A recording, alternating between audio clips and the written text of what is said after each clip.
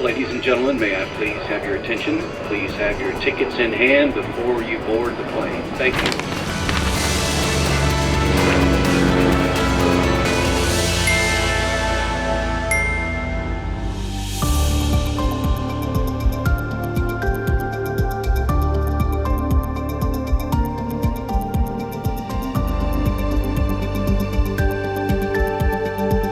Hello and welcome. I'm Johan Castell and I'm bringing you this special edition of Wings from Bangkok, Thailand. On the show today, we get you all the action as the country celebrates its biggest celebration of the year. The most vibrant festival of Songkran is taking place. Also on the show, communities come together in India to celebrate the harvest season. It's a festive time across India as communities come together to celebrate the harvest season and mark the start of a new year in many parts of the country. From Baisakhi to Bihu, rooted in tradition and culture, these celebrations reflect a shared spirit of gratitude, renewal and togetherness. Take a look.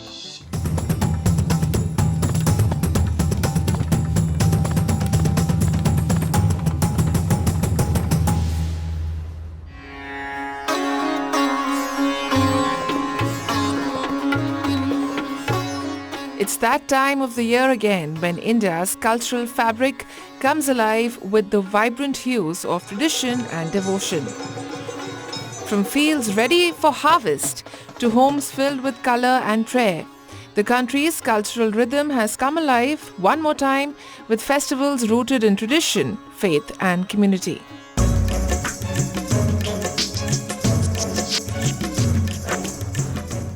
In Punjab, the month of April is special because it brings Baisakhi, a festival to celebrate the harvest of rabi crops, especially wheat. But Baisakhi is more than just a harvest festival. It's also a pivotal day for the Sikh community. It marks the founding of the Khalsa Panth, or collective body of initiated Sikhs by the 10th Guru, Guru Gobind Singh Ji in 1699. This day holds a lot of spiritual meaning and is a time for Sikhs to remember their history and culture. The atmosphere is filled with excitement all over the state, with lively Punjabi traditional dance forms like Bhangra and Gitta performances, crowded gurudwaras, and kitchens filled with delicious food. Baisakhi is a time when spirituality and joy come together.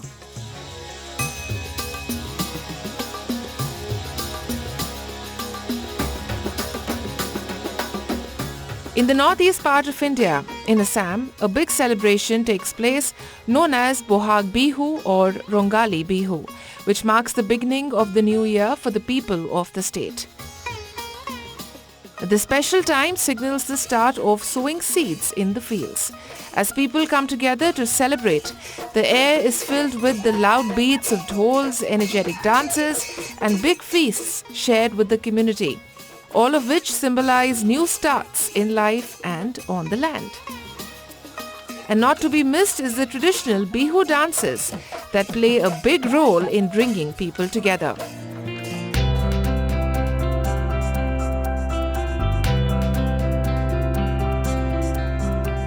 And in the northeast, in Manipur, Sajibu Nongma Panba Jaroba is celebrated as the traditional New Year festival of the Meitei community. A day marked with special feasts, cleaning homes, wearing new clothes and climbing hilltops for prayers.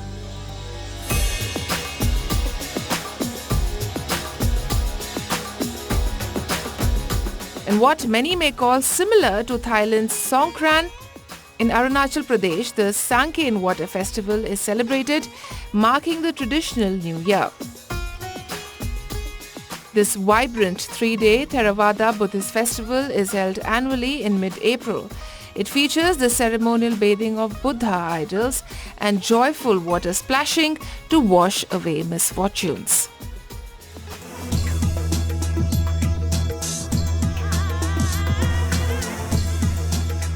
In West Bengal, people celebrate the start of a new year with Pohela Boishakh, Rooted in culture and identity, the day is marked with vibrant processions, traditional music and artistic expression.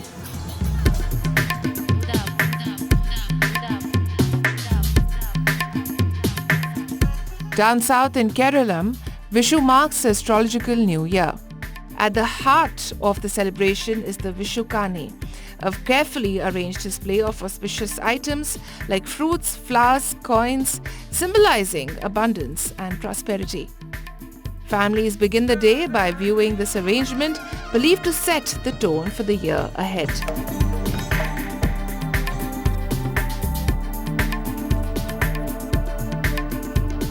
Meanwhile, in Tamil Nadu, Puthandu welcomes the Tamil New Year. Linked to the sun's transition into Aries, the festival reflects themes of balance, renewal, and continuity. It's a day steeped in tradition, with deep ties to Tamil heritage and agrarian life. No matter where you are in the world, the heart of the celebrations is the same. Family and friends getting together, wearing new clothes and sharing delicious meals, and feeling hopeful about the future. On the 14th and 15th of April, multiple Indian states usher in the new year, each with its own rituals and histories. Up next, we look at how the rural parts of West Bengal mark this special occasion by celebrating the distinctive Gajan Festival. In India, mid-April, the 14th and 15th of April aren't just another dates on the calendar. It is a time when people from all over the country celebrate to welcome the new year. From Boishakh Bihu in the northeast, Baisakhi in the north to Vishu in the south. The rural parts of West Bengal too bid adieu to the year in their own signature style by celebrating the Gajan Festival. Gajan is a week-long folk festival that begins in the last week of the Bengali month of Chaitra, mid-April, and runs until the end of the Bengali year. The festival is held in honor of Lord Shiva, one of Hindu religion's principal deities. It is believed that Lord Shiva got married to Hara Kali, an incarnation of goddess Parvati, his consort. Due to this legend, the festival is also called a Shiva Gajan in many parts of West Bengal. In Shibloon, a remote village in Burdwan district around 200 kilometers from the state's capital Kolkata, worshippers paint their faces red and perform ritual dances with skulls to pay homage to the Hindu god of destruction. Gajan Puja rituals, you can see 4 days of function, and this is the second day. You can see one of kind of rituals. It's called the Poro Bolan. People are giving color in their face with random color and performing a dance for the Shiva's devotees and for Shiva also. Human skull যেগুলো বলে ওগুলো নিয়ে আসা রাখা হয়. Human skulls are being carried. People assume that the evil spirits of Lord Shiva's followers also come, so they dress up in different ways during this Gajan festival. Whether it's the harvest season or a time to start afresh, festivals like these offer a rare insight into the lives and traditions of people across India. Continuing the spirit of the new year, Thailand celebrated its biggest and most vibrant festival. We're talking about Songkran, the traditional Thai festival with water fights, music, and a whole lot of energy. WION was on the ground right in the middle of the action.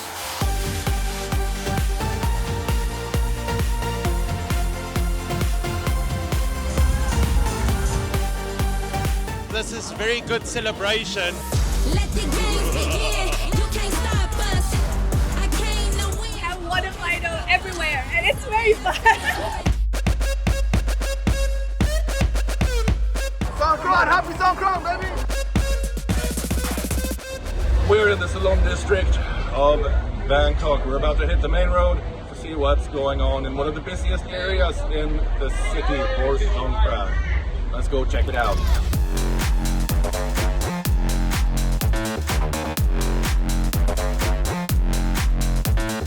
Just have a good time. We're here to just experience the culture and see all the different things that it has to offer.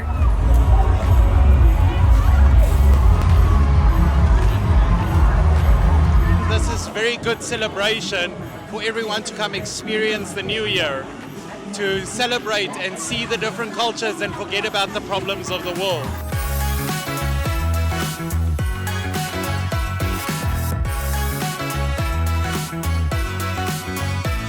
Take a look at the pie.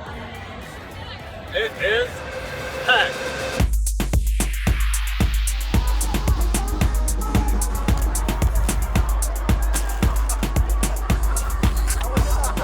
Wow. We're right in the middle of the action right now. It is pretty packed in here. Hey guys, how are you doing? Well. The sun is setting over Ceylon district here in Bangkok. And it's only getting more and more crowded. Oh, you can't walk a meter without getting sprayed all the time.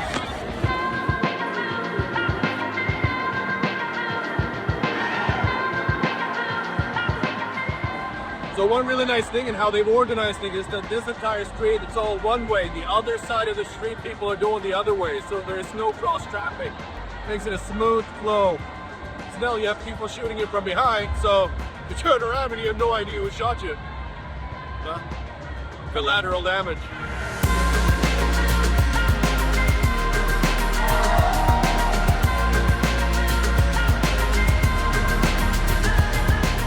So we have a few upgrades for today's Songkran celebration. Rocking the new WION, new cap, sunglasses, more protection, and a bit more function shirt. We've come down to Belsouth Road today. It's not very crowded as of yet, but it's only early afternoon. Music is pumping though. We've got some of the water bikes going on.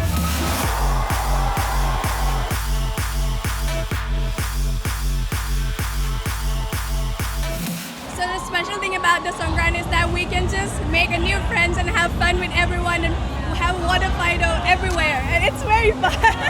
See, you can see over here, we're just fighting.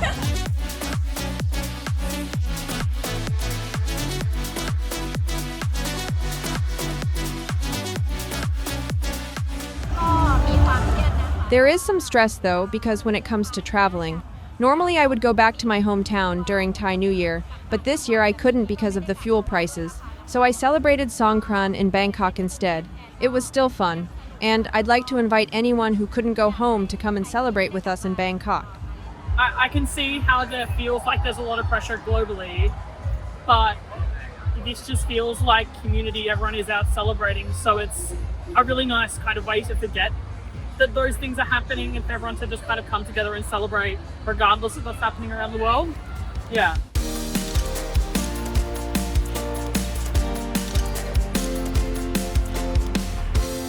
Songkran festivities are over. We have experienced 3 days of Songkran in Bangkok, Thailand. It's been an absolute blast. Very high intensity and very exciting. I would say it's one of the top festivals to experience for those who are into this kind of thing. Thai New Year is the unique experience. Super recommend.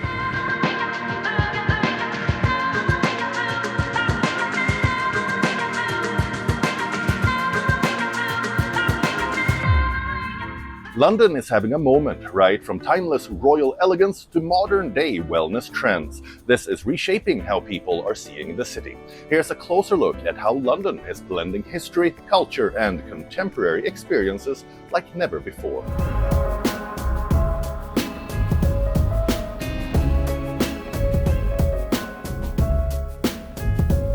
A new social media buzzword is changing how people see one of the world's most talked about cities.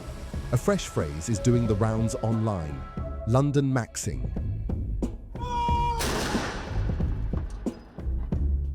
This phrase entails rediscovering London, beyond the headlines, and more than anything, it's a shift in perspective. A growing number of young professionals and creators are choosing to see London differently, leaning into its chaos, its charm, and everything in between. For travel creator Candice Salters, an American now based in London, it begins with curiosity. I feel like Londonmaxxing is the antidote to a lot of negative stereotypes that London has. I think it's easy to paint London as just a place that is gloomy and you go and work and you live and that's it, which I find crazy because London is arguably one of the best cities in the world. Instead of sticking to the familiar, she explores the city by taking unexpected routes, often leading her to places she didn't plan to find. So I think it's about having curiosity with London and rebirthing your curiosity about the city, going and taking a route to a place that you probably wouldn't normally take to discover a hidden gem along the way. That contrast highlighted in the city, history colliding with modern life, has always been at the heart of London's identity. But recently, the city has also faced a wave of online criticism, from rising costs to concerns about safety and quality of life. Londonmaxxing is emerging as a counter to that narrative. It's less about ignoring the problems and more about reclaiming what people love about the city. Even London's mayor, Sadiq Khan, has acknowledged the trend. I'm not saying for one second London is perfect, but last year, for example, since records began, we had the fewest numbers of homicides on a per capita basis. According to TripAdvisor, we're the #1 tourist city in the world. According to Residence and Ipsos, we're the best city in the world. The term itself follows a familiar internet pattern. Adding maxing to anything suggests going all in, fully embracing an experience or lifestyle. And in this case, it's about making the most of London. Entrepreneur Charlie Ward says the phrase picked up momentum after he casually used it online, and it quickly took off. Yeah, so it was a viral article on the bull, it's called The Bull Case for London, by a anonymous mythical figure called Grit Cult online. And I just wrote it underneath, and afterwards it kind of took on a life of its own. For many, the idea resonates because it feels real, not curated, not manufactured. Others say London's diversity is what keeps it ahead. Unlike cities built around a single industry, London offers a mix of finance, culture, tech, and art, all coexisting.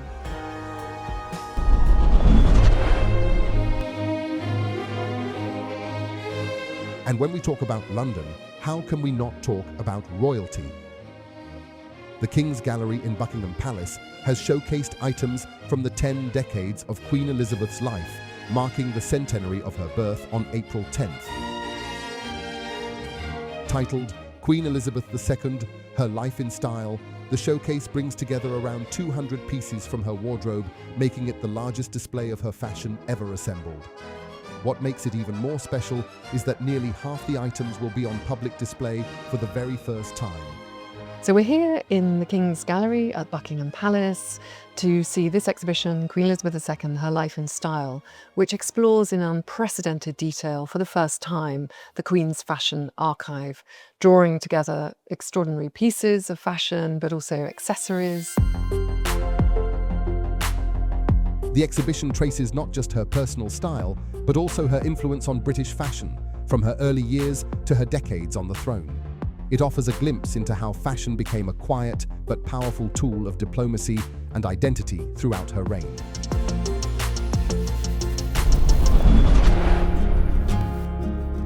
And finally, let's look at wellness trends booming in London, where people are embracing a very different kind of experience, one that involves heat, ice, and some respite. We are talking about contrast therapy, alternating between extreme heat with sauna and cold with ice bath. On the banks of the River Thames, a rather unusual scene is playing out. Two women, waist deep in icy water, wearing woolen sauna hats and smiling through it. For many, it's become a new way to unwind. At the center of it is Tim's, a floating sauna docked at Teddington Lock, part of a growing wellness trend inspired by Scandinavian traditions. We're all guilty of it. You see the screen time notification on a Monday morning and like, oh gosh. So that opportunity to have 50 minutes where you can completely let go, and be that from technology and social media, or be it from troubles or stress or anxiety. The process is simple but intense. Guests immerse themselves in cold baths and then make the short trip back to feel the warmth of the sauna. This is repeated in cycles, but what's happening inside the body is more complex. To be honest, sitting in a sauna in a gym, I was like, oh, this is like, you're feeling closed and stuff, whereas this is gorgeous. In a city that never really slows down, this unusual stress relief adventure might just become the biggest luxury of all.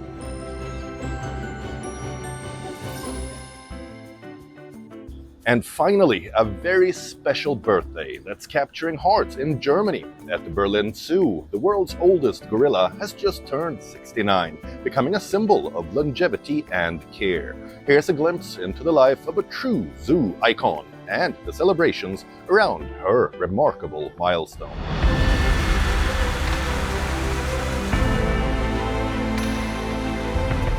Cherry tomatoes, beets, leeks and lettuce, a birthday feast for the world's oldest gorilla living in captivity. Meet 69-year-old Fatou, a western lowland gorilla who celebrated her birthday on the 13th of April. She has far exceeded the typical wild lifespan of 40 to 50 years, arriving in what was then West Berlin in 1959. Fatou was believed to be about 2 years old when she arrived, though her exact birth date is unknown. The 13th of April is designated as her birthday, marking an event that excites visitors each year. As long as Fatou is still here, as long as we're still lucky enough to have her with us, I'll celebrate every birthday that comes along if possible. And I've been doing that for 4 or 5 years now. I've been here every year on April 13th, watching her pick through her birthday basket. I hope she stays as fit as she is today and that she might actually make it to 70. Special care is taken for this local celebrity as she no longer has any teeth. Zookeepers make sure her food is soft and easy to chew. That is why cooked vegetables dominate her feast. Everything else serves more as decoration. Fatou is the Methuselah of the gorillas. People say that the average life expectancy for a gorilla is between 40 and 50 years, and 50 is really old. But no one would have thought that Fatou would actually outlive us all. Still, it's a nice sign. It shows that we're doing something right, that we're adapting to her age. All the commotion in the young group and the need to maintain the hierarchy, sometimes it's just too much for her. And that's why, now that she's so old, it's better for her to be alone. It's also worth noting that she wouldn't be able to survive in the wild anymore.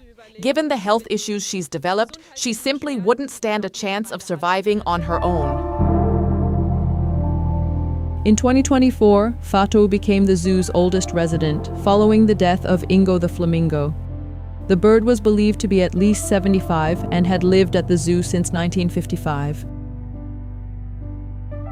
Fatou was likely born in the wild in Western Africa, but the story goes that a French sailor took her out of Africa and bartered her to cover his bar tab in Marseille, France, according to the Guinness World Records.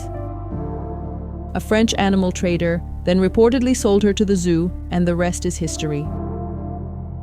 The remarkable thing is that she has not only far exceeded her normal life expectancy, but she is also officially recognized, according to the Guinness Book of Records, and I am not aware of any other gorilla. She is the oldest living gorilla in the world.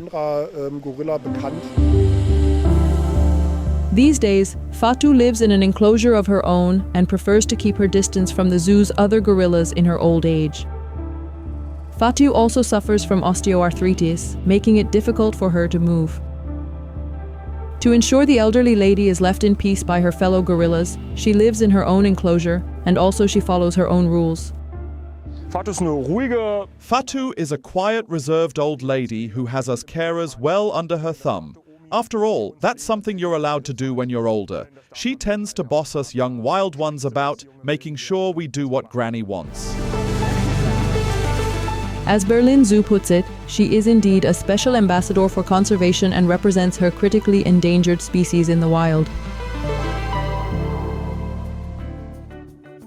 That's all we have in our show today. I will see you next week from a different destination. Till then, keep traveling and travel safe. I'm Johan Castell, signing off.